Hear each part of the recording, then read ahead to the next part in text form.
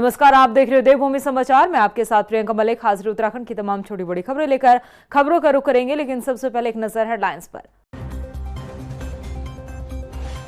हरिद्वार पहुंचे सीएम धामी ने जीएसटी की नई दरों पर व्यापारियों से किया सीधा संवाद। स्वदेशी उत्पादों की बिक्री को प्राथमिकता देने की अपील, कहा जनता को मिलेगा फायदा।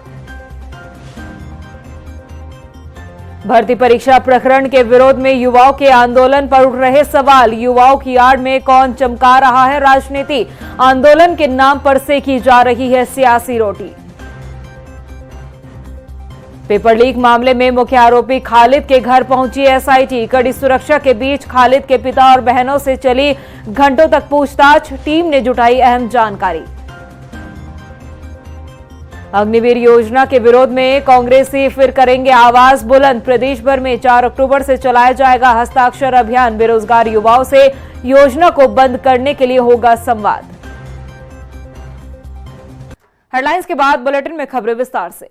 मुख्यमंत्री पुष्कर सिंह धामी ने हरिद्वार पहुंचकर स्थानीय व्यापारियों से मुलाकात की और जीएसटी की नई दरों को लेकर बातचीत की। इस मौके पर मुख्यमंत्री पुष्कर सिंह धामी ने व्यापारियों से स्वदेशी उत्पादों की बिक्री को प्राथमिकता देने और जनता को घटी हुई जीएसटी की नई दरों के बारे में जागरूक करने की अपील की है, ताकि उपभोक्ताओं को सीधा फायदा मिल सके। देहरादून की सड़कों पर बेरोजगार युवाओं का प्रदर्शन लगातार जारी है। शासन प्रशासन ने युवाओं के आंदोलन को खत्म करने की कोशिश की। मामले में एसआईटी जांच भी करवाई जा रही है, लेकिन युवा सीबीआई जांच की मांग पर अड़े हैं। मगर सवाल है कि अगर सीबीआई जांच मामले में बैठाई जाती है तो लंबे समय के लिए युवा परीक्षा देने से वंचित रह जाएंगे और भर्ती परीक्षा के इंतजार में उम्र निकलती जाएगी। रिपोर्ट देखिए। देखिए उत्तराखंड में कितने शमशान घाट है तुम्हारे पास, किसी समान का सीना नहीं है। बेरोजगार युवाओं की पुकार, सीबीआई जांच कराओ सरकार। सीबीआई जांच लाओ, सालों तक परीक्षा से मुक्ति पाओ। यूके SSSC पेपर लीक मामले को लेकर देहरादून की सड़कों पर आंदोलन जारी है। शासन प्रशासन की लाख कोशिशों के बाद भी बेरोजगार युवा अपना प्रदर्शन खत्म करने के मूड में नहीं दिख रहे। हालांकि डीएम से लेकर सीएम तक ने युवाओं का गुस्सा शांत कराने की कोशिश की, बावजूद इसके युवा अपने कदम पीछे रखने को तैयार नहीं, क्योंकि युवा मांग कर रहे हैं कि मामले में सीबीआई जांच होनी चाहिए। जबकि धामी सरकार ने मामले की गंभीरता को देखते हुए एसआईटी का गठन किया और पूरे प्रदेश भर में जांच का अधिकार एसआईटी को दिया गया, लेकिन इतने भर से युवा शांत होने को तैयार नहीं है। बेरोजगार युवा पेपर लीक मामले की जांच सीबीआई से कराने की मांग कर रहे हैं, लेकिन कुछ जानकारों का मानना है कि यदि सीबीआई जांच कराई जाती है तो ये बेरोजगार युवाओं के लिए नुकसानदेह साबित हो सकता है। इसे ऐसे समझा जाए कि एसआईटी जो मामले की जांच कर रही है उसे 1 महीने के भीतर अपनी रिपोर्ट तैयार कर शासन को सौंपने के लिए कहा गया है, लेकिन जब यही जांच सीबीआई को सौंपी जाएगी तब जांच करने में लंबा समय लगेगा, क्योंकि जांच का दायरा बढ़ जाता है, जांच की प्रक्रिया बढ़ जाती है। ऐसे में जाहिर तौर पर जांच पूरी करने में लंबा समय लग जाता है, कई साल बीत जाते हैं। मुख्यमंत्री पुष्कर सिंह धामी खुद कह चुके हैं कि सीबीआई जांच यदि कराई गई तो सारी भर्ती प्रक्रिया स्थगित हो जाएगी और प्रदेश के युवाओं को भर्ती परीक्षा देने के लिए लंबा इंतजार करना पड़ेगा। हालांकि इस बात में कोई दौराई नहीं कि यदि मामले की जांच सीबीआई करती है तो अच्छा खासा समय उसमें लगेगा और कई साल बीत जाएंगे। परीक्षा के इंतजार में कई युवाओं की उम्र निकल जाएगी और वो परीक्षा देने से वंचित रह जाएंगे। बावजूद इसके सड़क पर प्रदर्शन कर रहे बेरोजगार संघ एसआईटी की जगह सीबीआई जांच की मांग कर रहा है, जो ये बताता है कि इनकी सोच है कि सीबीआई जांच लाओ, सालों तक सभी परीक्षा से मुक्ति पाओ। बेरोजगार युवाओं की आड़ में क्या सियासी खेल खेला जा रहा है? युवाओं के भविष्य की वाकई में किसी को चिंता है या फिर उनका हितैषी बनने का ढोंग रचा जा रहा है? ये सवाल इसलिए क्योंकि जिन लोगों ने युवाओं के साथ सड़क पर डेरा डाला है उन्हीं लोगों ने अदालत से मुंह फेरा है। तो क्या युवाओं के नाम पर कुछ लोग सियासी रोटी सेकने का काम कर रहे हैं? रिपोर्ट देखिए। वो भी बात रखेंगे, हमारे पास क्या तथ्य है। कहीं पर पर्ची की सूचनाएं मिल रही हैं, किसी के पास पर्ची थी, कहीं पर जैमर खराब थे। सड़क पर आंदोलन, अदालत से क्यों किनारा? क्या युवाओं को बनाया जा रहा मोहरा? कौन खड़ी कर रहा सियासी दुकान? युवाओं के नाम पर कौन सेक रहा सियासी रोटी? आंदोलन की आड़ में कौन कर रहा राजनीति? अध्यक्ष जीएस मर्तोलिया जी को भी तत्काल इस्तीफा देना पड़ेगा। प्रदेश के बेरोजगार युवा 21 सितंबर से इसी जगह पर प्रदर्शन कर रहे हैं। सप्ताह बीतने को है, लेकिन युवा पीछे हटने को तैयार नहीं, क्योंकि कुछ लोग इन युवाओं के हितैषी तो बन रहे हैं, लेकिन हकीकत इससे बिल्कुल परे है, क्योंकि बेरोजगार युवाओं की आड़ में यहाँ सियासी खेल खेलने का काम किया जा रहा है, जिसका खुलासा एडवोकेट विकेश नेगी ने किया है। विकेश नेगी का दावा है कि पिछले पेपर लीक मामले में उन्होंने बेरोजगारों की मांगों को लेकर हाईकोर्ट में जनहित याचिका दाखिल की थी, लेकिन इसके लिए जब बॉबी पवार से जरूरी दस्तावेज मांगे गए, उन्होंने एक भी कागज उपलब्ध नहीं करवाया। बच्चों पे लाठीचार्ज हुआ था और गांधी पार्क से जो उठाया गया था उसको लेके हम हाईकोर्ट गए थे, और उस समय जब ये पेपर लीक वगैरह का पूरा मामला हुआ था तो हमने अखबारों की कटिंग वगैरह लगा के और फुटेज जो पत्रकारों ने थी उनकी फुटेज वगैरह वीडियो लेके वो हाईकोर्ट में पुटअप करा। अब उसके बाद जब ये बॉबी पवार जब बाहर आए, इनको मैंने कम से कम 4-5 बार कांटेक्ट करा, और इन्होंने कभी 2-3 लड़कों को भेजा कि हम आज दे देंगे, कल देंगे, किसी ने मुझे कोई पेपर नहीं दिए। मेरा निवेदन है बेरोजगार संघ से भी, बेरोजगार संघ से बात कर रहा हूँ मैं, कि उनसे निवेदन है कि जो भी आपके पास डॉक्यूमेंट है वो मुझे लाके दीजिए। विकेश नेगी का कहना है कि बॉबी पवार युवाओं के हितैषी नहीं, बल्कि उन्हें अपनी राजनीतिक रोटियां सेकने के लिए इस्तेमाल कर रहे हैं। आंदोलन अब बेरोजगारों का नहीं, बल्कि राजनीतिक मंच बन चुका है। और रही बात आप बॉबी पवार की, ये स्वाभिमान मोर्चा, इसको इन्होंने राजनीतिक मंच बना लिया है, और ये अपनी राजनीतिक रोटियां सेकने के लिए जो बेरोजगार संघ है, उनके बच्चे हैं जो उनमें युवा जुड़े हैं, उनको मिसगाइड कर रहे हैं। हम तो कह रहे हैं कि आपके पास जो भी डॉक्यूमेंट है, जो हमारी पिटीशन पड़ी है उसमें सहयोग में आइए ना और डॉक्यूमेंट दीजिए। अब तो ये सबकी लड़ाई होगी, ये विकेश नेगी की लड़ाई नहीं है। बता दें कि इससे पहले भी उत्तराखंड में भर्ती परीक्षा में पेपर लीक का मामला गर्मा चुका है। युवाओं का गुस्सा, आक्रोश उस समय पर भी देखने को मिला, लेकिन जो लोग खुद को युवाओं की चिंता करने वाला बताते हैं, जब उन्हें मामले में दस्तावेज जमा करवाने के लिए बेरोजगार संघ से कहा गया तो इसका कोई रिस्पॉन्स नहीं मिला। शायद मिला होता तो पेपर लीक जैसा मामला फिर से सामने न आता। ऐसे में तो सवाल उठते हैं कि आखिर क्यों कोर्ट में दस्तावेज बॉबी पवार जमा नहीं करवा पाए। जो लोग सड़क पर डेरा डाले हुए हैं, आखिर अदालत से उन्होंने किनारा क्यों कर लिया? बेरोजगारों के नाम पर कहीं सियासी खेल तो नहीं खेला जा रहा? वहीं भर्ती परीक्षा मामले में बीजेपी विधायक मुन्ना सिंह चौहान ने भी मोर्चा खोल दिया है। मुन्ना सिंह चौहान ने दावा किया है कि धामी सरकार युवाओं के साथ खड़ी है, लेकिन युवाओं के आंदोलन की आड़ में कुछ लोग अपनी राजनीतिक रोटियां सेकने का काम कर रहे हैं। उन्होंने कहा कि इस पूरे मामले में सख्त कार्रवाई होगी। वहीं युवाओं से सरकार और प्रशासन द्वारा की जा रही कार्रवाई पर विश्वास करने की भी अपील की है। क्या हमें इतनी बात पे गौर नहीं करना चाहिए कि हमारा जल्दी से जल्दी उनके नौकरी का रास्ता प्रशस्त करना ज़्यादा जिम्मेदारी है, पॉलिटिकल एजेंडे को चलाना हमारी जिम्मेदारी है। तो ये तो उनके आड़ में जो पॉलिटिकल एजेंडा चला रहे हैं पॉलिटिकल पार्टी, ये तो थोड़ा सा उनको भी सोचना चाहिए।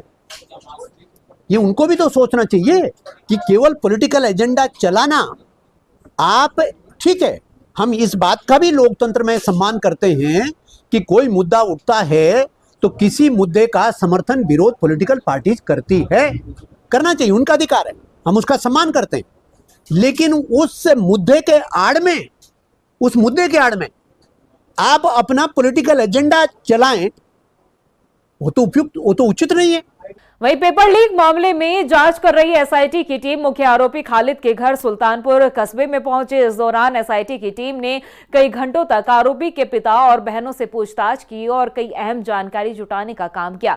वहीं इस मौके पर क्षेत्र में पुलिस का कड़ा पहरा रहा। बता दें कि 1 महीने के भीतर एसआईटी को अपनी जांच पूरी कर रिपोर्ट सौंपने के आदेश दिए गए हैं।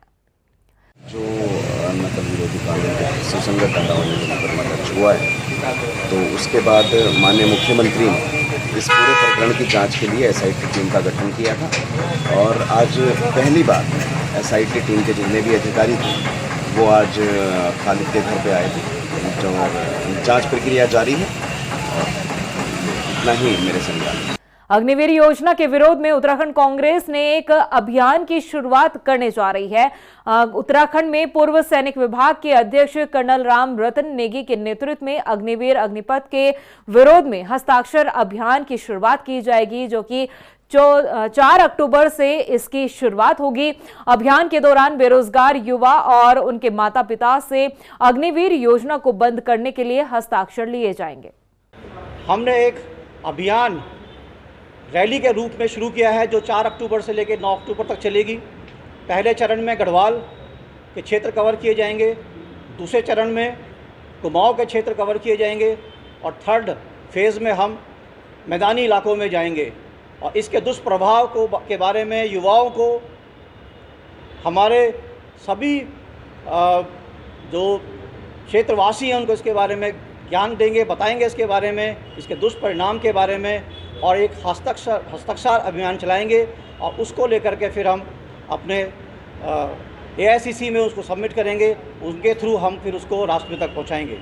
3 चरणों में ये जाने वाली यात्रा, पहले चरण में गढ़वाल, दूसरे चरण में कुमाऊं, तीसरे चरण में तराई के इलाकों में जाएगी। सारी जनता से, नौजवानों से, बेरोजगारों से, पूर्व सैनिकों से, उन लोगों को जागरूक कराने के साथ साथ इस पूरी योजना के खिलाफ हस्ताक्षर इकट्ठा किए जाएंगे, जो बाद में कर्नल नेगी अपने राष्ट्रीय नेतृत्व को सौंपेंगे और बाद में वो महामहिम राष्ट्रपति को दिए जाएंगे।